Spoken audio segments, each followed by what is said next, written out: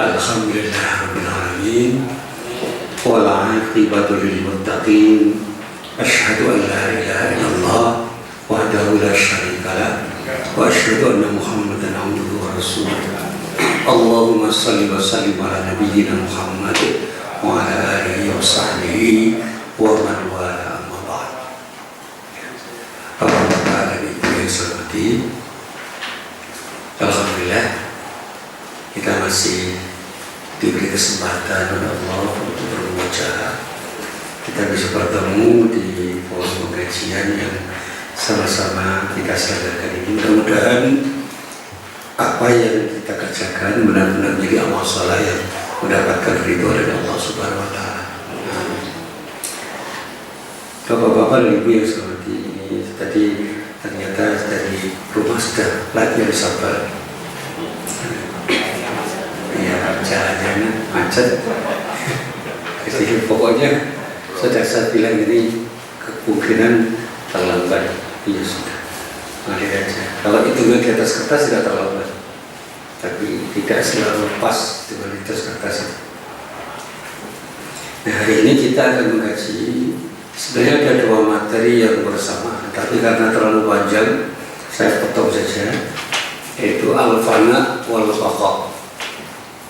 Nah, sebelum saya bicara tentang konsep ini, sebenarnya kata al-fana wal baqa itu harus difahami dari pengertian yang tepat.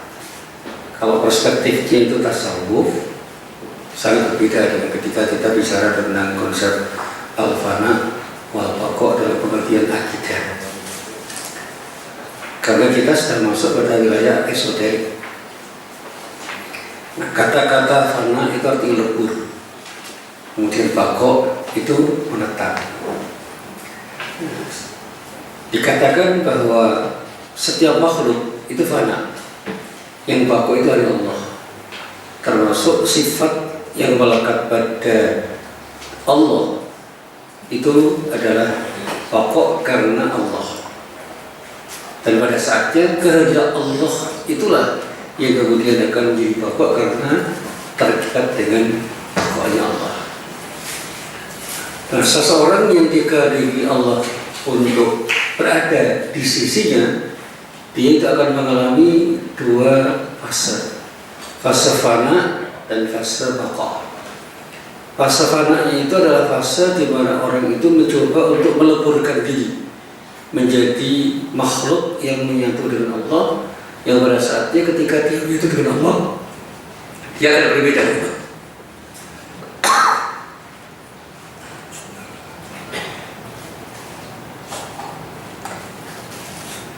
Jadi kalau seseorang itu dikatakan menyatu dengan Allah, itu bukan berarti satu. Antara Allah dan makhluk itu bukan hal yang berbeda.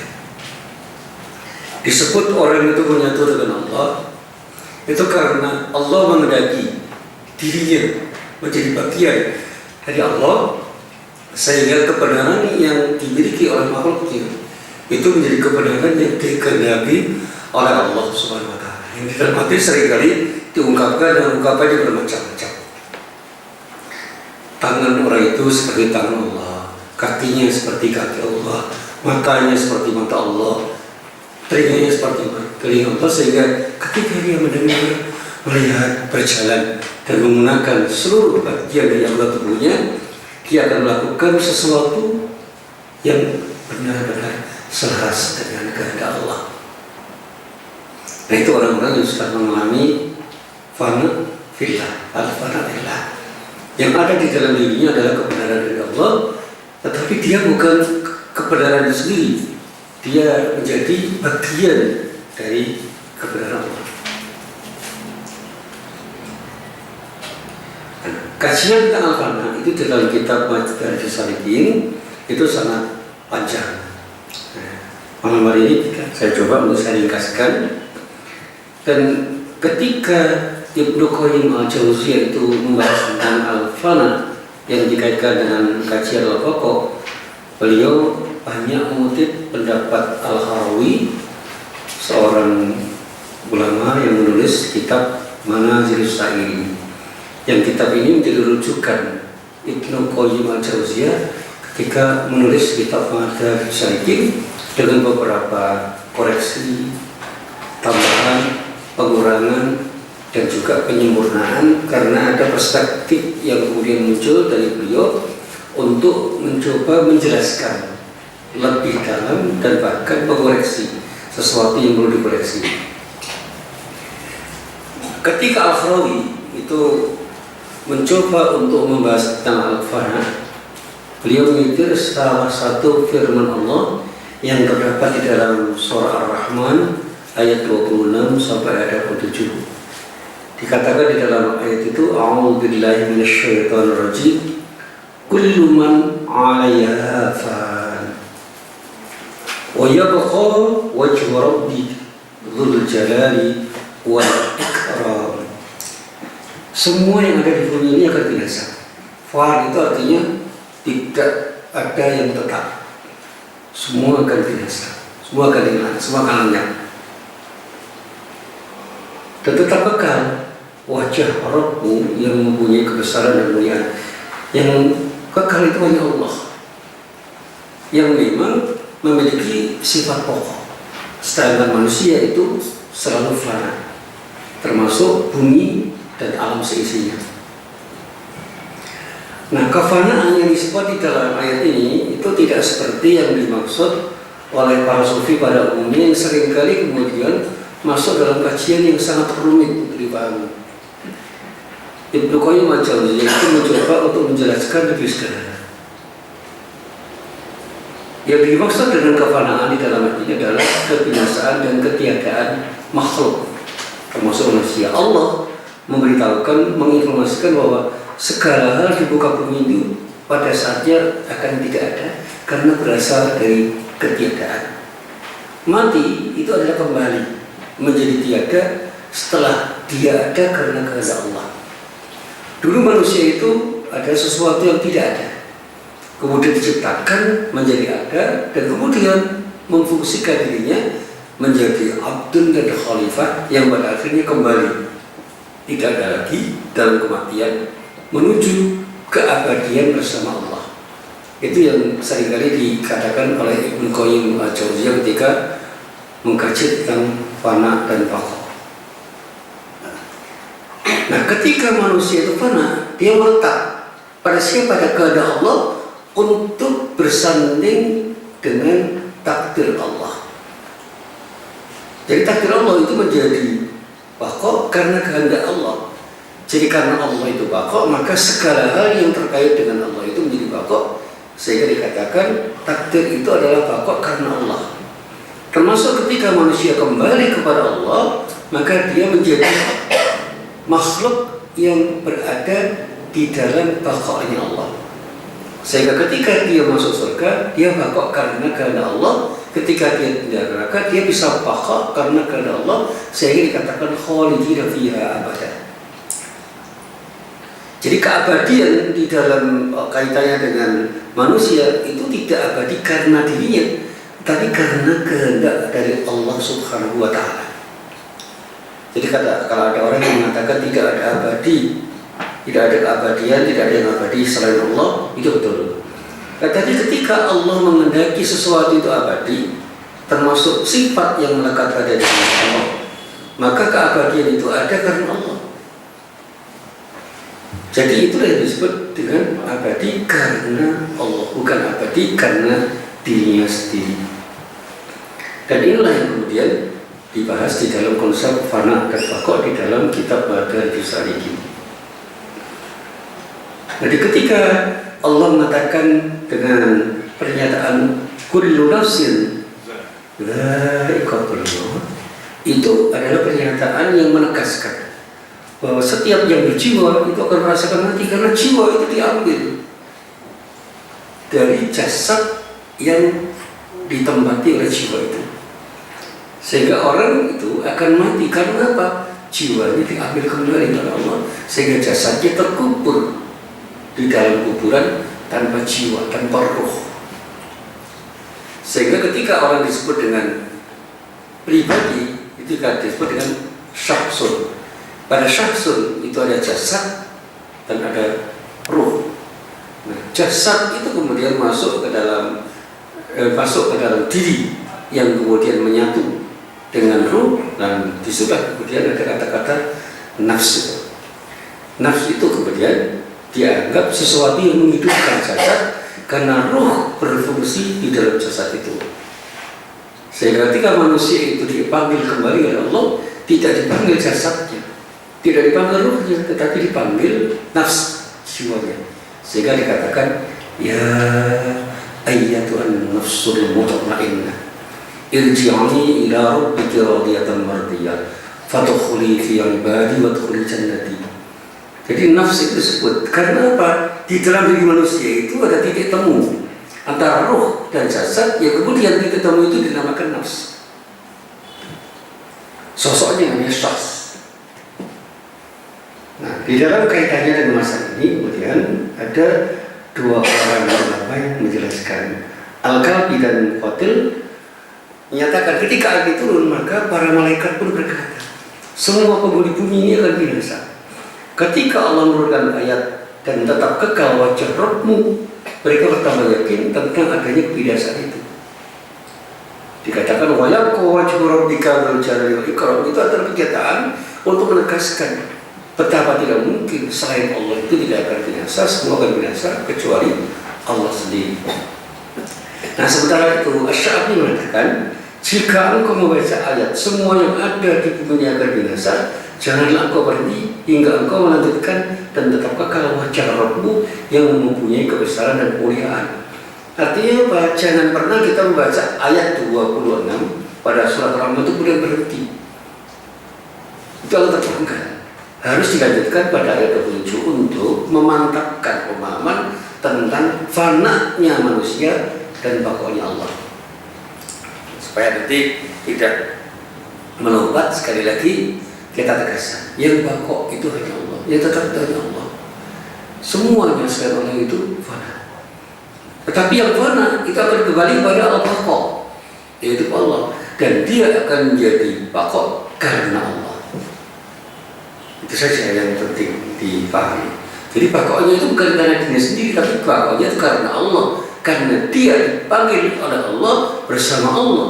Dia itu menjadi baqo karena Allah berkehendak menjadikan yang fana itu menjadi baqo karena dirinya, karena diri Allah Subhanahu wa ta'ala, bukan karena diri yang fana itu. Manusia tetap fana selamanya karena itu makhluk, biar baqo hanya Allah yang menciptakan manusia itu. Nah, hal ini menunjukkan kedalaman ilmu dan pemahaman tentang Al-Quran. Sebab yang dimaksudkan dalam hal ini adalah pengabaran atau informasi tentang kebinasaan apapun yang ada di muka bumi dan ketetapan wajah Allah. Nah, redaksi ayat ini dimaksudkan hanya untuk memuji Allah sebagai satu-satunya zat yang pokok yang tetap. Sementara tidak ada pujian yang layak diberikan jika hanya disebutkan kefanaan makhluk.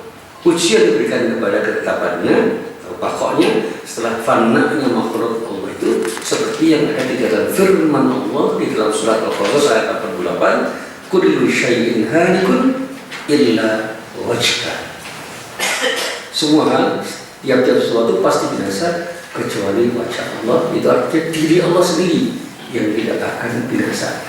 Nah, sedangkan kefanaan yang diciptakan golongan ini, yang disebut golongan ini, itu adalah golongan tasawuf, berbeda dengan makna di atas. Kefanaan yang mereka isyaratkan lewat ayat ini adalah kepergian hati. Jadi kalau para sufi itu mengatakan fana itu lebih dalam dari fana yang disederhanakan oleh Ibnu Qayyim al-Jauziyah. Jadi kalau mereka mengatakan fana yang disebabkan oleh para sufi ini berbeda dengan makna fana dalam pengertian yang dijelaskan oleh Al-Ahwawi yang dikutip oleh Ibnu Qayyim al-Jauziyah. Fana yang mereka isyaratkan lewat ayat ini adalah kepergian hati. Hati itu pergi, pengasihannya dari alam ini dan kebergantungannya kepada zat yang maha tinggi dan yang memiliki baqo serta yang tidak dijangka kefanaan. Jadi ketika hati itu lebur, sebenarnya hati itu pergi menuju siapa? Menuju yang memiliki hati. Siapa pemiliknya? Allah. Karena hati itu pada akhirnya akan kembali pada yang memiliki, yaitu Allah. Sehingga pemilik hati itu adalah Allah. Kita hanya mendapatkan amanah atau dititipi oleh Allah untuk menjaganya supaya tidak kotor dan tetap menjadi bersih sehingga kita bisa kembali kepada Allah sebagai hamba Allah yang disebut oleh Allah dengan nafsun mutmainnah. Ini yang dulu pernah saya ceritakan, karena kalau mengajar di fakultas atau di prodi atau di kelas kan harus disederhanakan. Nah, ilustrasinya kadang-kadang berupa pertanyaan-pertanyaan yang sifatnya itu sederhana. Pak, saya punya hati dan orang lain juga punya hati. Bagaimana saya mengetuk pintu hati orang lain agar hatiku bisa menyatu dengan hatinya? Ini kan karena ada laki-laki atau perempuan yang mencoba untuk saling mencintai. Saya katakan, hati itu punya pintu, yang punya kunci siapa yang memiliki? Siapa itu, Pak? Allah. Maka ketuklah pintu hati melalui doa kita kepada Allah. Ya Allah, bukakan pintu hati orang yang kucintai agar dia juga mencintaiku karena ridho. Jadi karena Allah ridho dibukakan oleh Allah pintu hatinya, dan kemudian kita pun akan bisa menjadi satu karena hati kita berbadu dengan hati yang terbuka, karena Allah menghendaki hati kita terbuka dan hati orang yang kita cintai terbuka. Maka cinta berbadu dengan cinta karena keterbukaan hati masing-masing. Ini ilustrasi itu mahasiswa. Kalau di sini itu terlalu sederhana. Apalagi makomnya Mahrizal gitu. Ini sudah makom tinggi. Agak khawas sih. Di atasnya Bu Misma. Ini nanti katanya Bu Misma bisa dimarahin. Jadi Bu Misma itu teman saya kan. Ketemu saya pasti ngaji kan? Bisa ngaji ya? Bisa ngaji ya? Ngaji wae apa? Ya Bu Misbah teman saya, Pak Rizal teman saya. Cuma kalau nanti ilustrasinya seperti ilustrasi mahasiswa tentang hati itu, Pak Rizal sudah nggak masuk. Karena makomnya sudah tinggi, hawas. Itu untuk makom orang awam. Mari kita teruskan itu. Ya, mudah-mudahan nanti bisa kita pahami lebih lanjut. Ayat ini berisyarat bahwa hamba sangat perlu untuk tidak bergantung pada siapapun yang fana dan meninggalkan yang pokok, yaitu zat yang memiliki kebesaran dan dunia. Jangan pernah bergantung pada yang fana. Yang paling siapa? Selain Allah. Bergantung kepada Allah yang pokok, sehingga kita akan tidak pernah kecewa ketika menggantungkan sesuatu untuk urusan apapun. Tapi ini jangan dikaitkan dengan persoalan politik dengan terlalu susah untuk menjelaskannya. Karena tahun politik KPKP dikait-kaitkan itu kan agak susah juga. Saya barusan menyimak tadi salah satu penjelasan dari seorang kiai di Sidoarjo yang saya cermati, dua orang kiai sama-sama di Sidoarjo tapi dengan dua perspektif yang berbeda. Yang satu itu Profesor Muhammad Zahra, itu teman saya di UIN dulu, itu seorang hafid kecerdik ya. Yang kedua Marzuki Mustamar, itu sudah bias karena di bawah di balik dia itu ada Caimin. Nah ini sudah sangat politis. Itu sama-sama membahas tentang esensi tauhid itu apa. Yang satu mengatakan esensi tauhid itu ada dalam hati, sehingga apapun yang punya makna ketauhidan kita akan dihormati karena hati kita menyatu. Sehingga tidak mungkin orang yang berarti tauhid akan tega membakar bendera tauhid. Itu Profesor Muhammad Zahra. Ya, ini bukan soal apa-apa. Ini soal bagaimana kita memahami esensi tauhid sehingga semua yang punya simbol tauhid tidak akan kita bakar. Nah itu. Tapi ya teman dari Marzuki Mustamar tidak begitu. Agak miring sedikit sehingga penjelasannya agak politis. Nah ini saya dengarkan memang sekarang ini banyak sekali ketidakjujuran yang membuat kita itu agak susah untuk betul-betul fana fillah. Fananya fana fil makhluk. Artinya Pak, kita bergantung pada makhluk karena apa? Kita masih punya kepentingan jangka pendek yang seringkali susah untuk kita lepaskan ketika kita berbicara untuk mendapatkan ridha Allah. Ya baik, kita teruskan dulu. Seakan-akan ayat ini mengatakan, jika engkau bergantung kepada yang fana, maka kebergantungan ini akan berakhir saat ia fana. Kalau sudah lengser, sudah habis. Kalau kita bergantung pada seseorang, orang yang bergantung itu lengser ya. Tapi Allah kan tidak pernah lengser. Maka kebergantunganmu kepada seseorang atau sesuatu yang fana itu sia-sia. Tidak, dan tidak akan mungkin sepadan dengan ketergantunganmu pada yang faqih. Jadi maka kebergantunganmu kepada yang tidak akan terputus dan akan terus berlanjut. Siapa itu? Ketika kita hanya bergantung kepada Allah saja. Nah, kefanaan yang bisa diterjemahkan di sini adalah puncak dan akhir kebergantungan, yang berarti merupakan putusan dari selain Allah dari segala sisi. Artinya apa? Kita putus hubungan dengan siapapun selain Allah. Itu namanya al-fana yang hakiki. Al-fana al-hakiki itu adalah pemutusan hubungan dengan sesuatu selain Allah, sehingga sesuatu yang membuat kita itu putus hubungan dengan Allah harus kita putuskan. Kalau kita bicara cinta, jangan pernah cinta kita kepada selain Allah itu akan bisa melukai cinta kita kepada Allah, sehingga cinta Allah kepada diri kita akan terlukai karena cinta kita kepada yang lain. Itu bahasan gampangnya begini. Ketika kita mau minum, ini kan milik Allah. Jangan pernah kita minum ini dengan tidak ingat Allah, karena ini bagian dari rezeki Allah yang harus kita syukuri. Sehingga mengucapkan basmalah itu adalah tanda bahwa kita ingin dekat kepada Allah dengan minum. Setelah kita minum, ucapkan hamdalah, itu ungkapan syukur kita karena Allah telah memberikan rezeki kepada diri kita dengan minuman ini. Itu yang namanya al-fana fillah.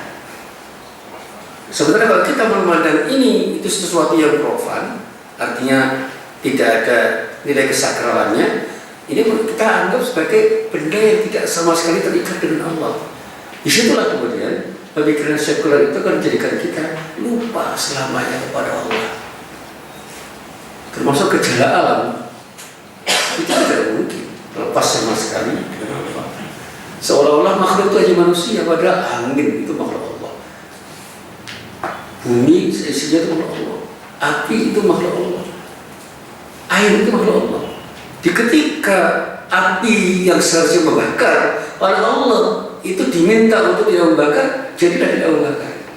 Ya nah, kuni bardan wasalam. Hei api, kuni bardan, kamu harus jadi bardan dingin wasalam dan tidak memberikan efek negatif pada Ibrahim. Jalan api pada saat itu tidak membakar.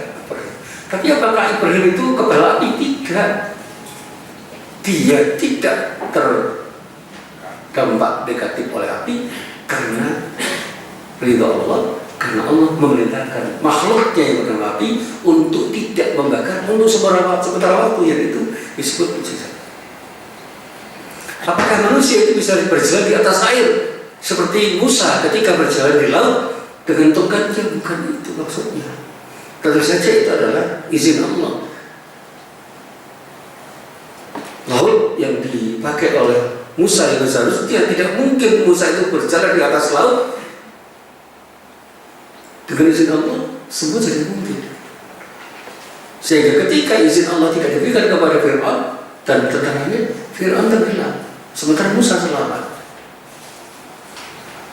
Ketika ikan itu memangsa manusia dengan izin Allah, Nabi Yunus selamat dari ikan besar yang memangsa dia. Yang ceritanya di waktu saya masih kanak-kanak dimuntahkan kembali, kemudian bisa berjalan kembali di daratan. Itu penyederhananya begitu. Itu atas kehendak Allah. Banjir itu bisa menenggelamkan semuanya, tetapi karena izin Allah, Nuh diselamatkan dengan kapal yang dibuatnya, dan baru terjadi banjir setelah kapal itu jadi. Artinya apa? Allah itu menciptakan takdirnya bersama-sama dengan takdir Allah yang diciptakan oleh Allah bersama banjir dan Nuh yang membuat kapal. Sinkron. Kapan kapal itu jadi dan bisa menjadi kendaraan bagi Nuh dan kaumnya yang diselamatkan oleh Allah, banjir itu datang. Itu di luar prediksi para ilmuwan. Bagaimana mungkin kapal itu jadi pas terjadinya banjir itu? Bagaimana menghitungnya? Itu perhitungan Allah yang itu hanya akan diberikan Allah kepada hamba yang dikehendaki. Peristiwa Sodom itu adalah peristiwa yang harus dipahami, itu bagian dari kehendak Allah, bukan peristiwa alam biasa yang kemudian lepas dari ingatan kita kepada Allah. Sehingga banyak ilmuwan yang mengatakan tidak ada hubungannya peristiwa Sodom itu dengan Sodom. Sehingga kalau dikait-kaitan LGBT tidak ada hubungannya dengan adab Allah, itu pemikiran sekuler. Semua mungkin, tetapi apakah kita bisa memastikan? Tentu saja tidak. Tapi terserah Allah. Makanya kalau kemarin buyarnya teman-teman ketika saya coba untuk, saya jelaskan ada teman saya dari TV itu yang mencoba berpikir ini yang mengatakan, Pak Muslim, jangan kaitkan bencana ini dengan kemaksiatan, tidak ada hubungannya, itu mistifikasi. Saya katakan saya tidak mau terjebak pada ketidakmauan saya untuk ingat kepada Allah. Apapun yang terjadi di alam ini, itu pasti Allah tahu. Dan terserah Allah mau menciptakan bencana itu di mana, musibah itu ada di mana-mana, tapi terserah Allah.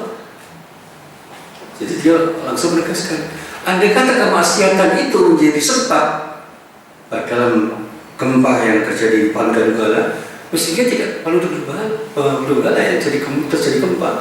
Jakarta dulu karena lebih banyak sekarang. Saya katakan dengan bahasa sederhana, itu terserah Allah. Allah kok diatur. Ya sama Allah, mesti Allah juga. Terserah Allah. Allah itu punya rahasia dan takdirnya itu bisa ngobrol, terrahasiakan dan tidak mungkin semua diberitahukan oleh Allah kepada manusia. Tapi ada yang diberitahukan oleh Allah kepada manusia. Kita itu tahu ada proses gempa, tapi kapan kita bisa menentukan gempa itu terjadi dengan kekuatan berapa, di mana dan kapan? Itu enggak ada ahli gempa satupun yang bisa memastikan. Saya sudah mencoba menghubungi teman-teman yang mengajar tentang gempa, itu enggak ada jawaban yang pasti. Itu hanya prediksi-prediksi yang secara ilmuwan memang bisa saja dikoreksi teorinya. Tetapi ketika dikatakan kapan, di mana terjadi dan dengan kekuatan berapa, itu nggak bisa dikatakan. Dan itu terbatas sama manusia.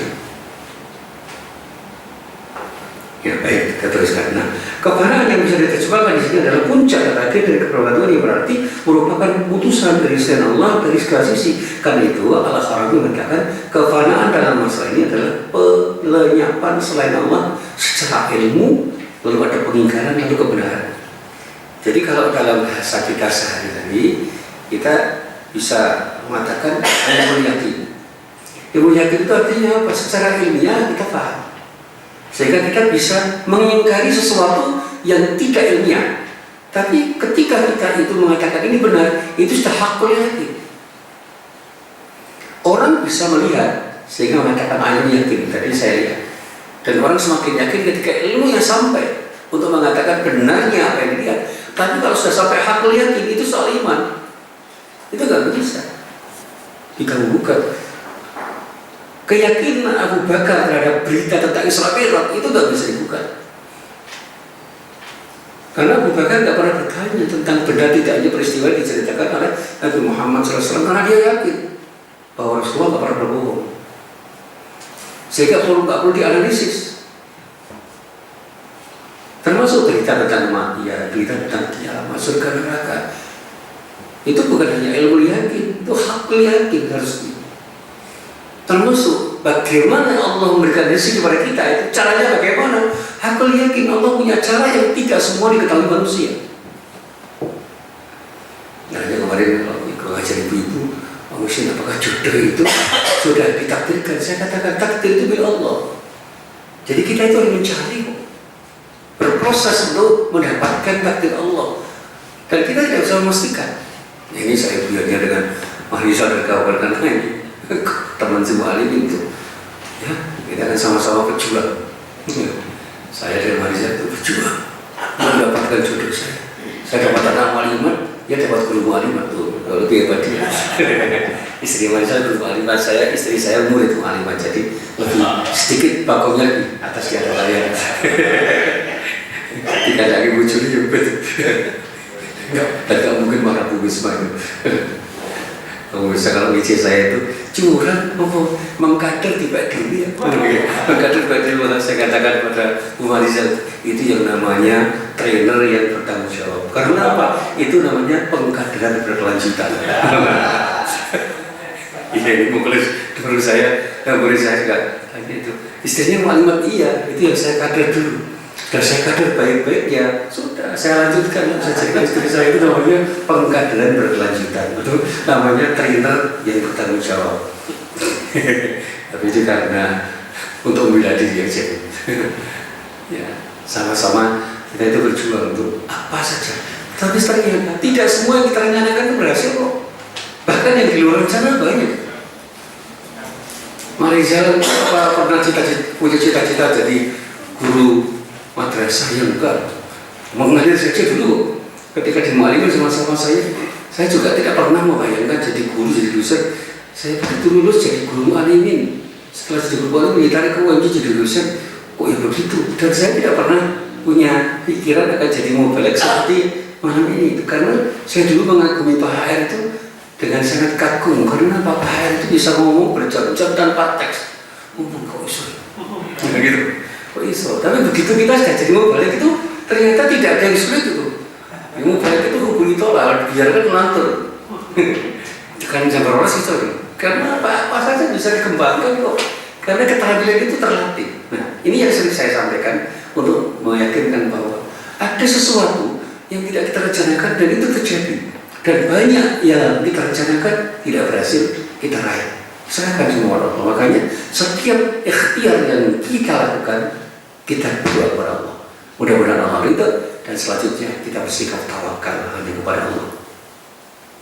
Nah, fana itu kebalikan dari pakok. Yang pakok bisa pakok dengan sendirinya tanpa membutuhkan orang lain yang membuatnya pakok. Tetapi pakoknya merupakan keharusan. Yang seperti itu adalah Allah Subhanahu wa Ta'ala semata-mata. Yang pakok tanpa bantuan yang lain itu cuma Allah.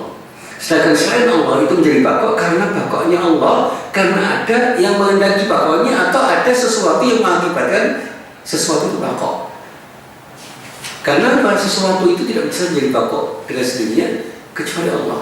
Jadi kita itu pakok, kita menjadi tetap kekal itu karena kekalnya Allah. Sehingga manusia itu tercipta karena Allah. Seandainya Allah tidak menghendaki, kita tidak akan pernah tercipta. Itu harus itu kan berbahasa yang paling gampang. Kita itu menjadi ada karena Allah berkehendak untuk menciptakan kita. Nah, disinilah kemudian para ulama mengatakan pakok itu bertingkat-tingkat. Al-Harawi yang dikutip oleh Ibnu Qayyim al-Jauziyah mengatakan ada 3 derajat kefanaan. Nanti pada pakok juga mengalir seperti itu. Yang pertama, kefanaan ma'rifah. Fana ma'rifah dalam zat yang dikenali. Ini merupakan fana ilmu. Fana ilmu. Al-fana al-alimi. Kefanaan pandangan dalam apa yang dipandang. Kefanaan pengingkaran, kefanaan pencarian dalam apa yang didapatkan, dan kefanaan sebagai kebenaran. Artinya apa? Ada proses pencarian keilmuan ilmiah yang kemudian kita mendapatkan keyakinan karena proses pencarian itu. Jadi ada proses pencarian secara ilmuwan dan kita mendapatkan keyakinan karena secara ilmiah memang kita yakin bahwa itu adalah benar. Nah, kepada ma'rifah dalam zat yang dikenali artinya orang yang memiliki ma'rifah tidak mengenali tentang perasaannya terhadap apa yang dikenali, sehingga dia tidak mengenali apa yang diperbuat Allah. Karena ma'rifah merupakan perbuatan dan sifat orang yang mengenali itu. Jadi kalau kita itu mengenal Allah, mungkin kita tidak mengenal apa yang diperbuat Allah. Karena ma'rifah itu adalah pengenalan yang dalam terhadap yang dikenali. Maka kita dan yang dikenali itu menjadi seolah-olah satu. Satu itu dalam arti bukan satu dalam pengertian benar, tetapi menyatu karena kita mengenal sesuatu yang kita kenal. Itu konsep ma'rifah. Sehingga orang yang sudah pada level ma'rifah itu perilakunya seperti mengalir saja, seperti apa yang dikehendaki Allah. Mendengar adzan, gak usah disuruh, segera datang ke masjid. Malam hari tanpa disuruh, dia bangun, berwudu, melaksanakan sholat tahajud. Ramadan datang tanpa disuruh, tiba-tiba dia dengan nyaman melaksanakan siang Ramadan. Ketika ada panggilan haji, tanpa dia berpikir dia langsung berangkat haji dan tidak pernah berpikir untuk rugi karena harus berkorban waktu, uang, tenaga, pikiran dan macam-macam. Karena apa? Karena ma'rifatullah itu. Karena yang dicari itu adalah Allah, maka dalam proses pencarian itu orang menikmati apa yang dia kerjakan. Karena apa yang dia kerjakan itu mengalir seperti apa yang dikehendaki oleh Allah. Bagaimana nikmatnya orang berhaji nggak bisa diceritakan orang itu kepada orang lain, karena pengalaman batin orang itu tidak akan persis sama dengan pengalaman batin orang lain. Jadi laki-laki yang berhaji cerita sama istrinya, dia tidak akan bisa cerita persis dengan apa yang dialami, yang bisa meyakinkan istrinya seperti apa yang diyakini. Ini cerita ini kan Pak Aris bersama haji. Pulang haji diceritakan sama Bu Aris. Saya yakin Bu Aris tidak akan pernah bisa menghayati persis dengan penglihatan Pak Aris ketika berhaji. Ya, saya yakin. Pak Marisa juga begitu, cerita sama. Dan saya bersama-sama istri saya berhaji itu, saya sama-sama menangis di Arafah. Tapi saya yakin penghayatan saya membuat saya menangis dengan apa yang kemudian mengakibatkan istri saya menangis itu gak pernah sama. Tiba-tiba saya menangis karena saya merasa banyak dosa. Nah, istri saya menangis itu merasa banyak dosa apa? Dapat nikmat saya juga gak tahu. Pokoknya nangis saja. Nangis, saya nangis. Dia melihat saya kok nangis. Kemudian saya istighfar, astagfirullah. Apa istri saya juga istighfar, saya juga gak tahu. Saya gak perhatikan sekarang mau istighfar apa orang. Karena sama-sama di Arafah itu astagfirullah. Betapa banyak dosa saya. Dosa kepada Allah secara langsung, dosa saya kepada anak saya, pada istri saya, pada teman saya, pada guru saya. Itu nangis betul di situ, dan itu tidak direkayasa, tanpa ada proses rekayasa, mengalir itu saja. Dan kemudian ketika pulang itu masih terngiang, tapi lama-lama lupa. Sekarang udah banyak yang lupa. Apa yang saya ingat di Arafah itu lupa, mengalir saja. Baik, kita teruskan. Jika dia tenggelam dalam kesaksian terhadap zat yang dikenali, maka ini merupakan kefanaan tentang sifat dan perbuatannya.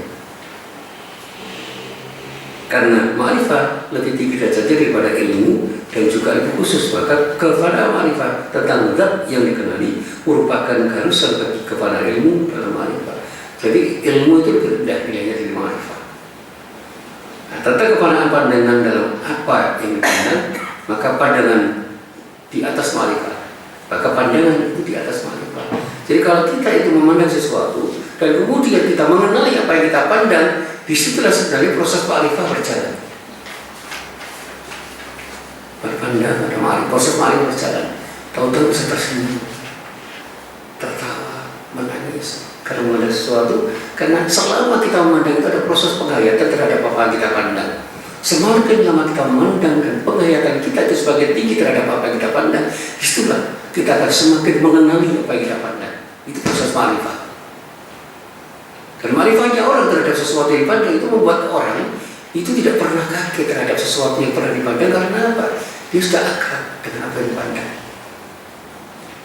Kita ilustrasikan dengan bahasa yang kita kenal saja. Kita itu kan orang Jawa.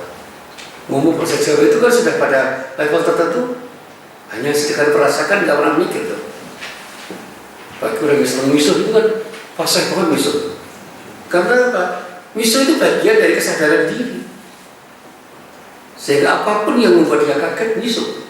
Tapi orang yang tidak terbiasa misuh, begitu misuh itu ada sesuatu yang tidak nyaman di dalam dirinya. Kok begitu misuh?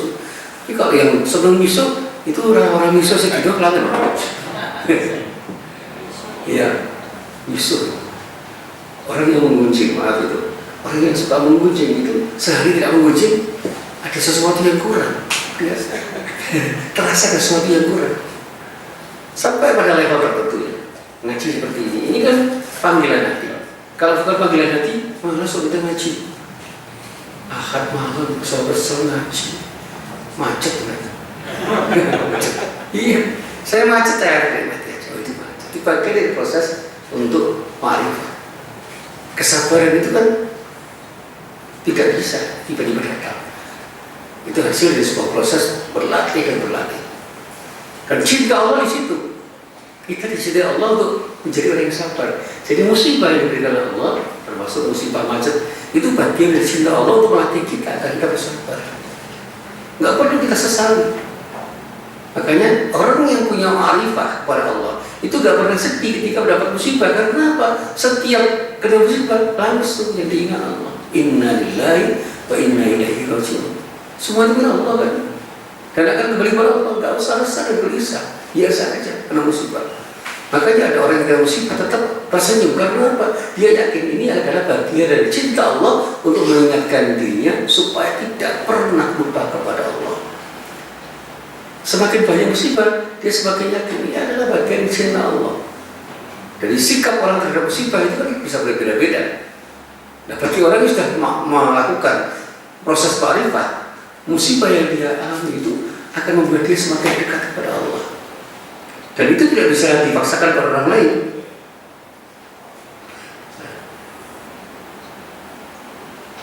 Ya, kita teruskan saja. Tentang kefanaan pandangan dalam apa yang dipandang, maka pandangan di atas ma'rifah. Jika ada peralihan dari ma'rifah ke pandangan, maka pandangannya akan menjadi fana dalam apa yang dipandang. Sebagainya ma'rifahnya yang menjadi fana dalam apa yang dikenali. Jadi kalau kita itu sudah lebur dalam apa yang kita pandang, kita itu kadang-kadang tidak ingat lagi selain dari apa yang kita pandang. Istilah kelingan-lingan. Jadi kalau bahasanya orang Jawa, nek wis kesengsem lali opo-opo, lali sopo-sopo. Nah, tapi jangan ditafsirkan yang negatif. Orang selingkuh itu kan lali anak bucu. Nah itu kan negatif itu. Orang selingkuh itu kan lali anak bucu. Kau nek wis kan mama agak kelingan kok butuh selingkuh, kok tidak selingkuh. Tapi pada saat selingkuh itu sudah fana di situ dalam arti negatif. Lali anak bucu. Orang korupsi itu menikmati apa yang dilakukan karena apa? Dia sudah tidak ingat lagi terhadap risiko dari apa yang dia perbuat. Setelah kena jerat KPK baru bisa nafas. Tapi sebelum kena KPK ya cengengesan. Sudah pakai rompi kuning segala cengengesan. Karena apa? Masih ada peluang untuk bahagia dengan harta yang dia miliki. Usah pola 5 tahun itu penjara ini lumayan bisa duit oke. Dapat sekian miliar penjara 5 tahun apa sih suge itu cara pandang yang kemudian membuat dia itu tenang aja. Karena ketika pakai rompi orangnya itu dada orang itu karena semua bisa dibeli. Ini tidak bisa diberi contoh yang lebih dari itu karena ini negatif. Tetapi contoh ma'rifah itu. Nah, yang kedua, kefanaan kesaksian pencarian untuk mengukurkan kesaksian itu.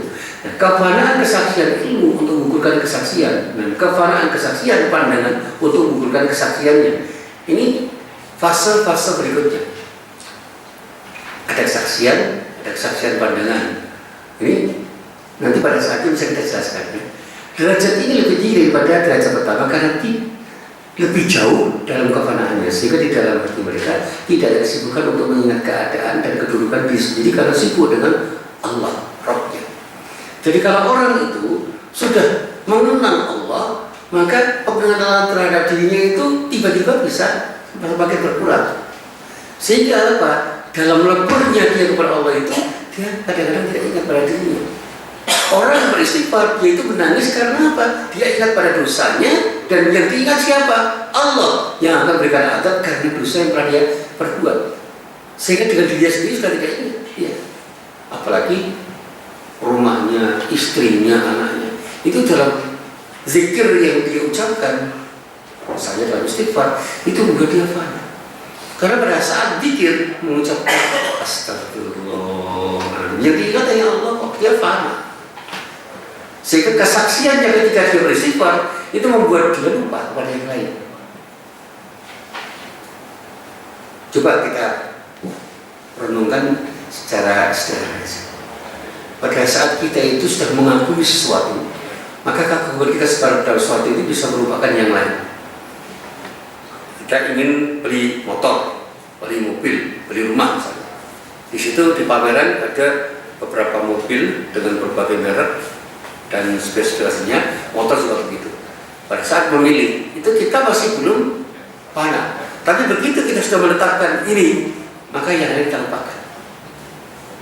Sekali kita memilih ini, yang lain kita lupakan. Sekali ini kita lupakan yang lain. Itu karena kita sudah fana. Coba misalnya pecinta merek tertentu, itu ketika membeli itu sudah tidak berpikir lagi tentang kualitas. Karena apa? Merek tertentu itu sudah menjadi sesuatu yang diyakininya terbaik dan serba benar. Sehingga pokoknya harus merek X, yang selain merek X jangan.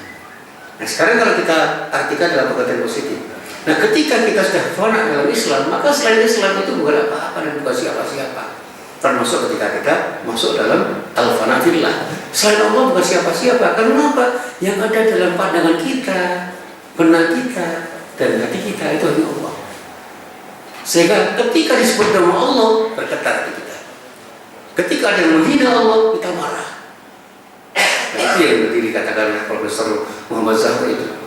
Bagaimana ketika bendera tauhid dibakar, ini gak usah mikir dia. Karena apa? Al-fana fillahnya tidak melangkah dalam hatinya, marah dia. Sehingga luapan kemarahannya itu bisa dikatakan dengan kata-kata yang sangat pedas. Tapi bagi orang yang belum fana, itu masih berpikir untuk berkelit. Itu bendera tertentu yang tidak harus dihormati dan bahkan harus dibakar. Itu kan konsep arifah yang belum muncul. Artinya apa? Prosesnya belum sampai ke situ. Dan jangan salahkan kalau ada orang marah ketika bendera tertentu itu dibakar. Karena apa? Fananya kepada simbol itu melekat. Karena apa? Itu simbol dari sesuatu yang sudah dia yakini sebagai sesuatu yang paling harus dia perhatikan. Jadi kalimat itu melekat di hatinya karena terikat dengan yang memiliki kalimat itu. Itu kan fana. Jadi jangan salahkan yang marah. Gitu. Meskipun kita menasihati jangan marah-marah. Karena apa? Itu berpeluang untuk diadu domba. Tapi kita tidak bisa menyalahkan yang marah. Bahkan kita menyayangkan kenapa harus membakar bendera itu dengan menari-nari dan bernyanyi-nyanyi. Itu kan seolah luapan kegembiraan yang luar biasa. Nggak perlu seperti itu misalnya. Ini kalau kita bicara agak sedikit politis ke situ. Tapi bukan harus kita kaitkan dengan pendidikan politik. Bahwa ada orang yang bisa marah ketika simbol dari sesuatu yang diyakini itu hina. Kalau ada tiba-tiba ada orang bawa Quran udah dibanding di sini diinjak-injak dan itu orang non muslim, marah kita. Spontan kita nggak mau mikir lagi karena apa? Itu sudah fana. Al-fana di fillah yang kemudian melekat pada simbol-simbol yang melekat pada Allah. Apa itu? Kitab Allah. Sehingga kitab Quran yang diinjak-injak itu akan buat kita marah. Itu sudah itu fana kesaksian. Nah, ketika fana dalam kesaksian itu sendiri. Nah ini yang lebih tinggi lagi. Kalau yang kedua itu fana kesaksian pencarian untuk menggugurkan kesaksian itu artinya apa? Itu ada proses antara. Jadi ketika orang itu sudah pada level fana pencarian itu sudah di atas fana yang pertama. Ya. Pada yang pertama itu orang masih mencoba untuk mengenai sesuatu yang harus membuat dia itu fana. Tetapi kalau yang kedua itu sudah fana dalam arti kesaksian pencarian untuk mengukurkan kesaksian itu. Fana kesaksian ilmu untuk mengukurkan kesaksian dan kefanaan kesaksian pandangan untuk mengukurkan kesaksian. Artinya apa di sini ada proses antara untuk menuju fana sejati yaitu fana dalam kesaksian. Ini adalah fana yang sebenarnya yang melihat cahaya hakikat dari kejauhan yang mengarungi lautan bersamaan dan meniti jalan pokok. Di sini orang sudah pada level di mana Allah itu melekat di dalam hatinya. Dan dia sudah bisa mengatakan hanya Allah yang benar. Allahul Haq, Allah lah yang maha benar. Sehingga dia bisa mengatakan al-haqqu birrabb. Kebenaran itu hanya dari Tuhan. Selain dari Tuhan tidak akan kata-kata benar. Itu sudah pada level di mana orang itu sudah tidak bisa digabungkan. Itu fana fillah yang sesungguhnya. Nah, Al-Quran mengatakan ini merupakan kefanaan yang sebenarnya karena segala apa selain Allah menjadi fana di dalamnya. Artinya apa? Tidak ada sesuatu selain Allah itu yang membuat dia itu kesengsem, teringat, ingin menuju ke sana. Dan orang yang mensaksikan kefanaan yang menjadi fana sehingga yang tersisa hanya Allah yang Maha Penguasa dan menundukkan dirinya. Namun di dalam Al-Quran as-sunnah maupun dalam perkataan para sahabat serta tabi tidak pernah disebutkan sanjungan ataupun celaan terhadap lafaz fana. Jadi fana itu dalam kajian-kajian Quran dan hadis itu tidak pernah ada kajian khusus yang menganjung atau mencela. Mereka juga tidak menggunakan lafaz ini dengan makna yang diisyaratkan Al-Quran itu. Para ahli tarekat misalnya juga tidak menggunakannya untuk menganggapnya sebagai sebuah kedudukan dan tujuan. Itu bukan makom dan hal. Jadi kami tidak mengingkari dan juga tidak menerima hal ini secara mutlak, maka dan itu harus ada rincian dan penjelasan tentang masalah ini. Jadi sekali lagi, mana itu memang kajian-kajian yang sifatnya sangat subjektif, yang ketika orang itu bertanya mana dalilnya, ya orang tidak bisa memastikan. Seperti kalau orang bertanya, apa ada dalilnya membakar kalimat ini haram? Ya kalau dicari dalilnya nggak ada, itu common sense kok. Apa ada dalilnya menginjak-injak mushaf Al-Quran itu haram? Ya nggak ada. Termasuk dalil apakah menuliskan kalimat la ilaha illallah di dalam kertas pada kertas tertentu haram atau makruh, nggak ada dalilnya, itu kan udah apa? Dan semuanya itu melekat pada kesaksian-kesaksian yang ada dalam dirinya, sehingga orang mengatakan jangan sembarang menuliskan kalimat tauhid di tempat tertentu, jangan-jangan akan berdampak buruk. Itu kan ada dari dirinya sendiri, sehingga apa dikatakan oleh kiai bahwa umum tempat mengatakan makruh menuliskan itu kan ada dari dirinya, tidak tiba-tiba ada pendapat seperti itu naik. Kalau kita pernah belajar usul fikih itu pendapat yang naik, semua dari dirinya, dan itu dikemas, diperinter seolah-olah itu menjadi pembenaran terhadap sesuatu yang dikerjakan orang tertentu. Saya katakan itu gak jujur. Ya, kalau ulama sudah gak jujur, kan siapa yang diharapkan bisa jujur? Nah, ulama saja kok tidak jujur gitu. Tapi nggak usah dikaitkan dengan masalah politik, ini nanti repot, sampai mobil SMK sekarang dikasih sebagai ilustrasi malah repot. Saya juga nggak nyaman ketika bicara ini karena itu nanti akan ditarik-tarik kemana-mana. Baik, kita teruskan dulu. Ini kita potong nanti. Yang tidak penting nanti kita lihat lagi. Ya, karena masih ada yang lebih penting dari itu. Nah, hakikat fana seperti yang disyaratkan oleh Al-Harawi adalah ketiadaan sesuatu dalam wujud ilmiah dan rasa. Dalam hal ini harus dibedakan antara makna yang diberikan orang-orang yang bersikap istiqomah yang menyimpang dari orang-orang yang ateis. Orang-orang ateis mengatakan tentang adanya wahdatul wujud. Ini celaan Al-Harawi terhadap konsep wahdatul wujud yang dikatakan oleh Ibnu Arabi. Ini celaan, karena ini kritis sekali dia terhadap konsep itu, karena konsep itu kalau tidak dipahami dengan tepat itu mengakibatkan orang akan menyimpang, kata beliau. Adanya wahdatul wujud menganggap bahwa kefanaan merupakan tujuan kefanaan tentang wujud yang sama. Allah itu tidak akan pernah menyatu dengan kita dan kita tidak pernah menyatu dengan Allah. Sehingga Al-Haq mengatakan ma'anal haq, saya itu bukan Allah. Bal ana hakun, tapi saya bisa benar karena Allah. Fafarid bainana, maka bedakan antara aku dengan Allah. Jadi makhluk dengan Allah itu berbeda. Allah itu khaliq. Jadi kalau manusia itu benar, dia itu benar karena Allah. Tapi kalau Allah benar, itu benar dengan sendirinya. Itu. Ya, sesuatu yang sama tidak bisa dikatakan wujudnya sama sekali. Tidak pula dalam kesaksian dan pandangan. Semua ada dalam kesaksian wahdatul wujud. Sehingga saat itu bisa diketahui wujud kebersamaan semua wujud yang ada, yaitu dalam wujud Allah. Jadi di sana tidak ada dua wujud, tetapi semua yang ada adalah satu. Nah, kefanaan menurut mereka adalah kefanaan dari sesuatu yang tidak ada hakikatnya. Tentu saja ini adalah persangkaan semata, ini zon. Jadi kalau dalam bahasa tidak terwujud kan tidak ada wujud selain wujud. Karena yang wujud itu satu, yaitu Allah. Selain Allah itu tidak ada. Itu hanya bayang-bayang Allah. Lillallah. Itu bayang-bayang Allah. Nah, itu kalau tidak dipahami dengan benar, itu bisa menyesatkan. Meskipun saya yakin orang sekelas Ibnu Arabi tidak ingin menjadi orang yang syirik dengan ucapannya itu, termasuk hal-hal. Kemudian ada orang yang tidak paham, kemudian menghukum. Ini kan persoalan salah paham terhadap apa yang diucapkan. Karena apa? Karena apa yang ada dalam pikiran orang-orang seperti itu mungkin saja tidak dipahami oleh orang-orang yang belum sampai kepada cara berpikir seperti itu. Hal-hal jadi hukum oleh orang karena dianggap dia sudah menyimpang, dia masuk dalam wilayah syirik ketika dia punya gagasan tentang hulul, karena dia pernah mengucapkan anal haq. salah. Al-haq itu dalam bahasa tasawuf Tuhan. Meskipun ketika dia mau dihukum dia mengatakan, ma'ana hak, saya bukan al-haq, saya bukan Allah. Bal ana hakun, tapi saya itu hak. Artinya apa? Saya bagian dari kebenaran Allah. Fafarriq bainana. Bedakan antara saya dan Allah. Itu alasan yang dia tapi nggak bisa dipahami oleh orang.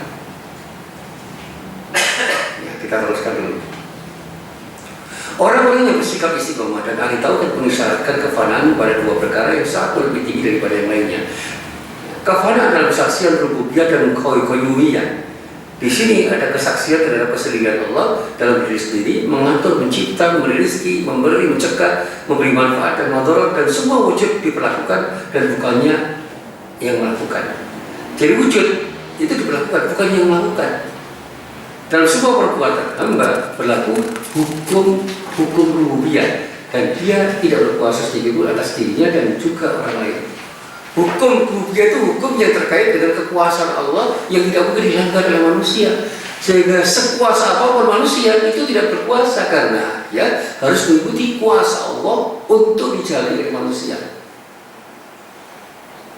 Itu aja.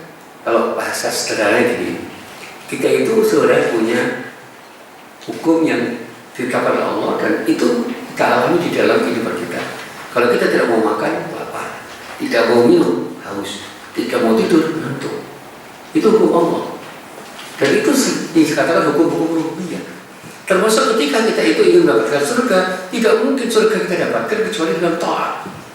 Dan ketika kita maksiat, neraka yang akan kita peroleh. Itu hukum rububiyah. Nah, kemudian kefanaan dalam kesaksian ilahiyah. Ini kalau kita sudah sampai pada konsep ilahi itu, kita sudah tidak berpikir lagi tentang rububiyah Allah. Karena apa? Kita sudah menghamba. Kalau dalam bahasa Jawa itu Pangeran Mahapulo. Hakikatnya adalah kefanaan dari kehendak kepada selain Allah. Artinya apa? Segala macam kehendak yang membuat kita itu lupa kepada Allah itu sudah kita nafikan. Sehingga kehendak kita itu adalah kehendak yang melekat pada kehendak Allah yang seharusnya kita lakukan. Cinta, tawakal, takut, dan penyerahan kepadanya. Artinya apa? Semua yang kita lakukan itu demi Allah. Cinta karena Allah, tawakal karena Allah, takut karena Allah. Dan kita itu hanya bersandar kepada Allah. Sehingga kita sebut Allah Samad. Allah Samad. Kita hanya bersandar dan kita hanya butuh Allah, tidak butuh yang lain. Kita tidak pernah takut selain kepada Allah. Kita nggak pernah bisa mencintai karena apa? Cinta kita melekat dengan Allah. Artinya di situ kita mengerti bahwa cinta itu karena Allah. Sehingga karena kita cinta karena Allah, maka cinta kita pada apapun dan siapapun kita lakukan karena cinta kita kepada Allah.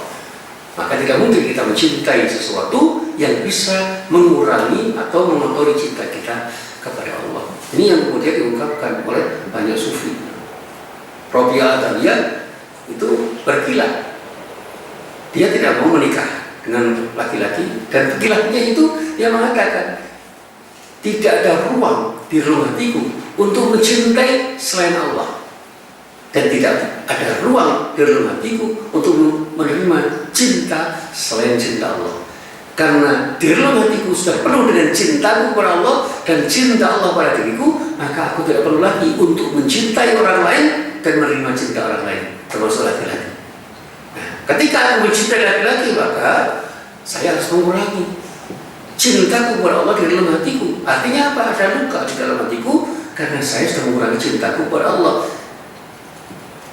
Jadi saya tidak akan mampu untuk mencintai selain Allah dan tidak akan mampu menerima cinta laki-laki yang karena cintaku kepada laki-laki dan cinta laki-laki pada diriku itu akan mengurangi cintaku kepada Allah dan cinta Allah pada diriku yang ada di dalam relung hatiku. Itu kata Rabi'ah Adawiyah.